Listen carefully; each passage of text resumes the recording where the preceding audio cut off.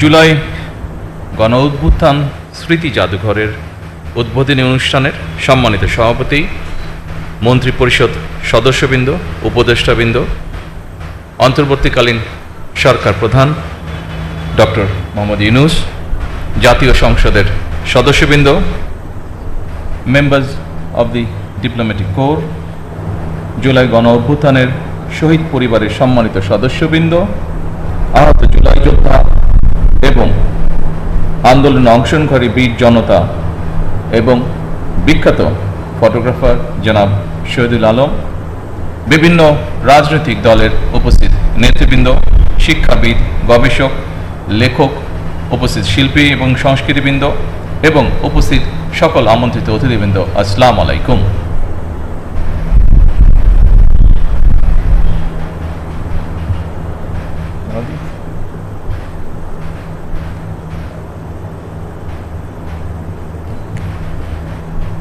Bismillahir Rahmanir Rahim. Honorable Chair of the inauguration ceremony of the July Mass Uprising Memorial Museum, Honorable Member of the Cabinet and Advisors, Honorable Member of the Parliament, Honorable Members of the Diplomatic Corps, respected members of the families of the martyrs of the July Mass Uprising, injured July fighters and the brave students and people who participated in the movement, Mr. Shahidul Alam, leaders of the various political parties, distinguished educationalists, researchers, writers, artists and cultural personalities, and distinguished guests, Assalamu alaikum. আজকের এই দিনটি বাংলাদেশের গণতন্ত্রের ইতিহাসে অবশ্যই আরেকটি যুগান্তকারী mile ফলক। দীর্ঘ ১.৫ দশকের বেশি সময় ধরে ফ্যাসিবাদ বিরোধী আন্দোলনে হাজার হাজার মানুষ গুম, অপহরণের শিকার হয়েছিলেন। Today marks yet another landmark in the democratic history of Bangladesh. For more than 1.5 decades, thousands of people became victims of enforced disappearances, extrajudicial killings, and abductions during the movement against fascism. বছরের পর বছর ঘরবাড়ি ছাড়া হয়েছিলেন। শুধুমাত্র July August অভ্যুত্থানেই শহীদ হয়েছিলেন হাজারো ছাত্র, জনতা, নারী ও শিশু। আহত হয়েছিলেন কমপক্ষে ৩০,০০০ মানুষ। Millions of people endured repressions, persecution, and false cases, forcing them to remain away from their homes for years. During the July-August mass uprising alone, thousands of students, ordinary citizens, women, and children embraced martyrdom. At least 30,000 people were injured as well. I pay my deepest tribute to all the martyrs of the anti-fascist movement. আমি ফ্যাসিবাদ বিরোধী আন্দোলনে সকল শহীদের প্রতি গভীর শ্রদ্ধা জানাই। হতাহত পরিবারের প্রতি জানাই গভীর সহানুভূতি এবং সমবেদনা। I also extend my profound sympathy and condolences to the families of the martyrs as well. উপস্থিতিবৃন্দ, July আগস্টের অভ্যুত্থান ঠেকাতে ফ্যাসিস্ট চক্র হেলিকপ্টার থেকে গুলি করেও গণতান্ত্রিক জনগণকে হত্যা করেছিল। পরাজিত, পতিত, বিতাড়িত ফ্যাসিস্টদের এমন নৃশংসতা, এমন বর্বরতা সভ্য জগতে বিরল। To suppress the July-August mass uprising, the fascist regime even opened fire from helicopters, killing democracy-loving citizens. Such brutality and barbarity by the defeated and ousted fascist forces are rare in the civilized world. ফ্যাসিবাদী শাসনামলে গুম, খুন, অপহরণকে স্বাভাবিক নিয়মে পরিণত করে ফেলা হয়েছিল। দীর্ঘ ১.৫ দশকের বেশি সময় ধরে চলা এই নৃশংসতা শুধুমাত্র স্বাধীনতা পরবর্তী তৎকালীন সরকারের ৩.৫ বছরের দুঃশাসনের সঙ্গেই তুলনা চলে। During the fascist regime, enforced disappearances, killings, and extrajudicial killings had become routine. The atrocities committed over more than 1.5 decades can only be compared with the 3.5 years of misrule by the post-independence Army League government. আজকের ঐতিহাসিক জুলাই গণ অভ্যুত্থান স্মৃতি জাদুঘর ভবিষ্যতের প্রজন্মের সামনে তাদের পূর্বসূরিদের সাহসী ইতিহাস যেমন তুলে ধরবে, অপরদিকে তাদের সামনে উন্মোচিত হবে বিতাড়িত ফ্যাসিস্টদের মুখোশ। In this context, today's historic July Mass Uprising Memorial Museum will present to future generations the courageous history of our forefathers' sacrifices. At the same time, it will expose before them the true face of the ousted fascists. এই স্মৃতি জাদুঘর আমাদের জনগণের সংগ্রাম, আত্মত্যাগ, বেদনা, সাহস এবং গণতান্ত্রিক আকাঙ্ক্ষাকে জাতীয় স্মৃতিতে স্থায়ীভাবে ধারণ করার এক ঐতিহাসিক উদ্যোগ। The Memorial Museum is a historic initiative to permanently preserve in our national memory the struggle, sacrifice, pain, courage and democratic aspirations of our people. আমি আশা করি এই জাদুঘর শুধুমাত্র 2024 সালের নৃশংস ঘটনার স্মারক হবে না। এই জাদুঘর বাংলাদেশের মানুষের সামগ্রিক গণতান্ত্রিক অভিযাত্রার সঙ্গে জুলাই গণ অভ্যুত্থানের সম্পর্ক তুলে ধরবে। শুধুমাত্র জুলাই গণ অভ্যুত্থানই নয়, এখানে বাংলাদেশের প্রতি গণতান্ত্রিক আন্দোলন সংগ্রামের ইতিহাসও সংরক্ষিত থাকা জরুরি। I hope this museum will not merely serve as a memorial to the tragic events of 2024. Rather, it will illustrate the connection between the July mass uprising and the broader democratic journey of the people of Bangladesh over the years. It is essential that this museum preserve not only the history of the July mass uprising, but also the history of every democratic movement and struggle in Bangladesh. ইতিহাস সাক্ষী, বিতাড়িত ফ্যাসিবাদী চক্র কখনোই দেশে গণতান্ত্রিক শাসনকে মেনে নিতে পারে নাই।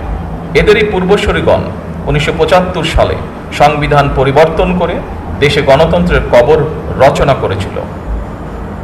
History bears witness that the ousted fascist forces have never accepted democratic governance in the country. Their predecessors buried democracy by attending and amending the constitution in 1975. Later, the proclaimer of Bangladesh's independence, Shahid President Zia Rahman, upon assuming the responsibility of governing the state, restored multi-party democracy in the country. পরবর্তীতে বাংলাদেশের স্বাধীনতা ঘোষক শহীদ president Ziaur Rahman রাষ্ট্র পরিচালনার দায়িত্বে এসে দেশে পুনরায় বহুদলীয় গণতন্ত্র পুনঃপ্রতিষ্ঠিত করেছিলেন।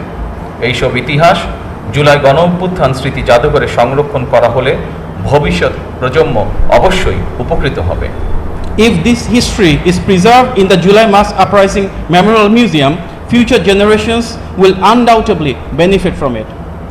আমি আশা করি এই জাদুঘরে জুলাই আগস্টের রক্তক্ষয়ী গণ অভ্যুত্থানের শহীদদের পরিচয় ও জীবন কথা, আহতদের সাক্ষ্য, গণ অভ্যুত্থানে অংশগ্রহণকারী বীর ছাত্র জনতার প্রত্যক্ষ অভিজ্ঞতা, আলোকচিত্র, ভিডিও চিত্র, সংবাদ প্রতিবেদন, পোস্টার, দাওয়াল লিখন, গ্রাফিতি, কার্টুন, কবিতা, গান, নাটক, চিত্রকর্ম, ব্যক্তিগত স্মারক এবং ডিজিটাল উপাদান ও সংরক্ষিত থাকবে। I hope this museum will preserve the identities and life stories of the martyrs of the July-August mass uprising, the testaments of the injured, the first-hand experiences of the brave students and citizens who participated in the uprising, their photographs, video footages, news reports, posters, wall writings, graffiti, poems, songs, dramas, works of art, all the creative work, personal, memorial and digital archives as well. যারা এই জাদুঘরে নিজেদের ব্যক্তিগত স্মারক, দলিল, আলোকচিত্র, শিল্পকর্ম জাদুঘরের জন্য প্রদান করেছেন, তাদেরকে আমি আন্তরিকভাবে ধন্যবাদ জানাই। I extend my sincere gratitude to all those who have donated their personal experiences, documents, photographs and works of art to enrich this museum. উপস্থিত সুধীবৃন্দ, আমি বিশ্বাস করি অসম্পূর্ণ, অতিরঞ্জন বা উদ্দেশ্য প্রণোদিত বয়ান ইতিহাসকে শক্তিশালী করে না। Distinguished guests, I firmly believe that incomplete, distorted or motivated narratives do not strengthen history. বরং তা ইতিহাসের বিশ্বাসযোগ্যতাকে দুর্বল করে এবং ভবিষ্যৎ বিভেদের কারণ হয়ে দাঁড়ায়। Rather, they undermine its credibility and become a source of division for future generations. সুতরাং প্রতিটি বিষয় যথাসম্ভব সত্যতা নিশ্চিত থাকা প্রয়োজন। একই সঙ্গে জাদুঘরে রাখা বিষয়বলী সম্পর্কে বাংলার পাশাপাশি ইংরেজি এবং অন্যান্য ভাষাও উপস্থাপিত হলে বিশ্বের ভিনদেশী মানুষ, ভিন্নভাষী মানুষ বাংলাদেশের গণতান্ত্রিক সংগ্রামের ইতিহাস সম্পর্কে জানতে সুবিধা হবে। Therefore, every effort must be made to ensure the highest possible degree of historical accuracy.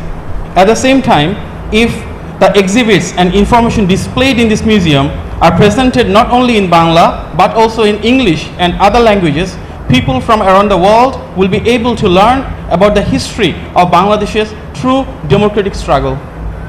উপস্থিত শহীদ পরিবারের শোকাহত সদস্যবৃন্দ, ফ্যাসিবাদ বিরোধী আন্দোলনে যারা হতাহত হয়েছেন, পর্যায়ক্রমে আইনের যথাযথ প্রক্রিয়া অনুসরণ করে সেই বিচার হবে স্বচ্ছ, নিরপেক্ষ এবং বিশ্বাসযোগ্য।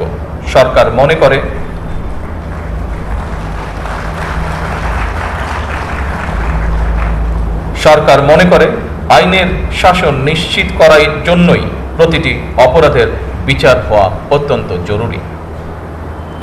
Distinguished members of beloved families of the martyrs, those who lost their lives in the anti-fascist movement will receive justice. This will not be an act of vengeance. Justice will be delivered through the due process of law, fairly, impartially and credibly. বিগত 17 বছর এবং জুলাই আন্দোলনে যে মানুষগুলো শহীদ হয়েছেন, গুম খুনের শিকার হয়েছেন, সরকার সিদ্ধান্ত গ্রহণ করেছে তাদের নামে তাদের এলাকায় যে কোনো একটি প্রতিষ্ঠানের নামকরণ করা হবে ইনশাআল্লাহ। For everyone who has sacrificed their lives and were subjected to enforced disappearances, the government has decided that in their own names in the local areas, many institutions will be named after them. উপস্থিত সুধীবৃন্দ, দেশের গণতান্ত্রিক জনগণ আশা করে এই জাদুঘর কোনো একটি দল, গোষ্ঠী বা ব্যক্তির একক রাজনৈতিক ভাষ্য প্রতিষ্ঠার স্থান হবে না।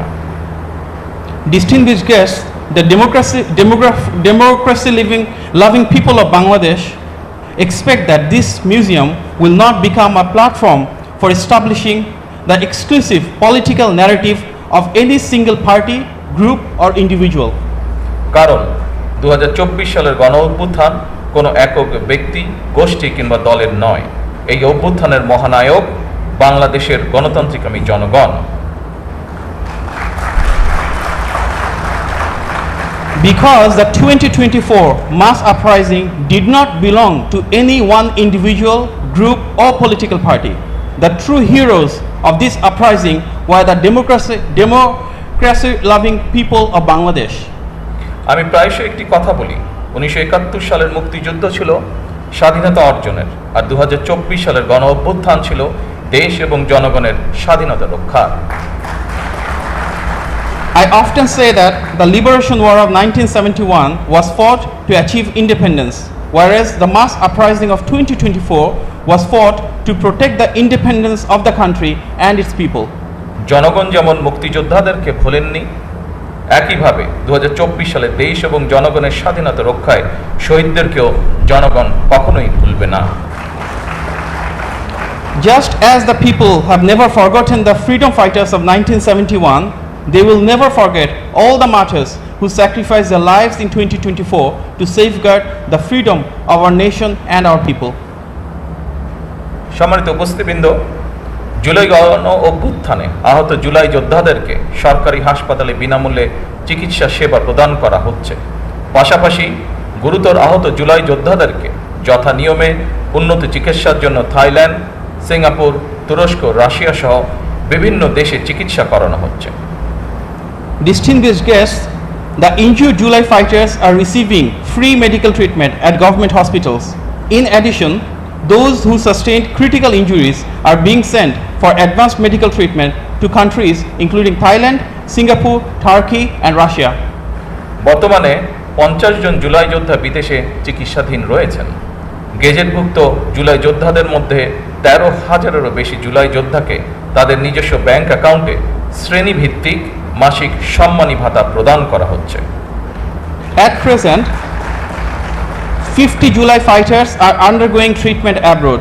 Among the officially gazetted July fighters, more than 13,000 are receiving monthly honorarium according to their respective categories directly into their own bank accounts.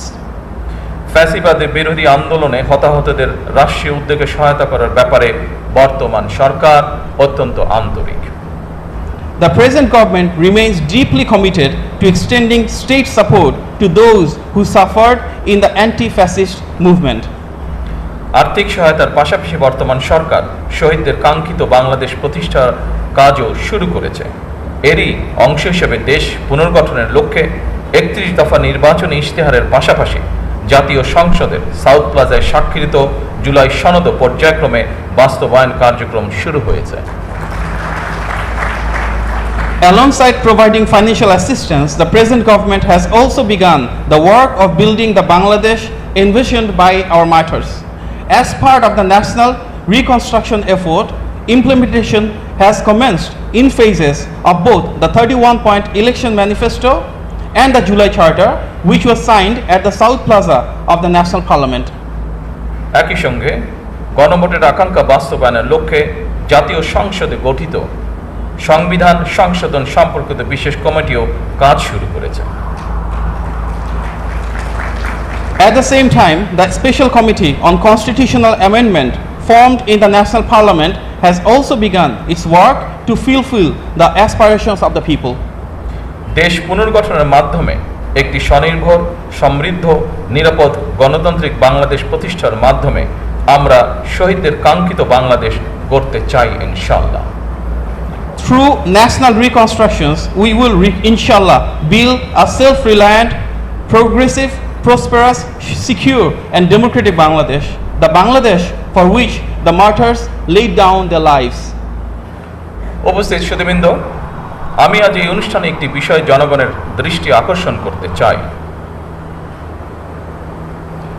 Distinguished guests, today I would like to draw the attention of the people to one important issue. ফ্যাসিবাদের মুক্ত বাংলাদেশে কেউ কেউ অহেতুক issue তৈরি করে দেশে অস্থিরতা সৃষ্টির অপচেষ্টা শুরু করেছে।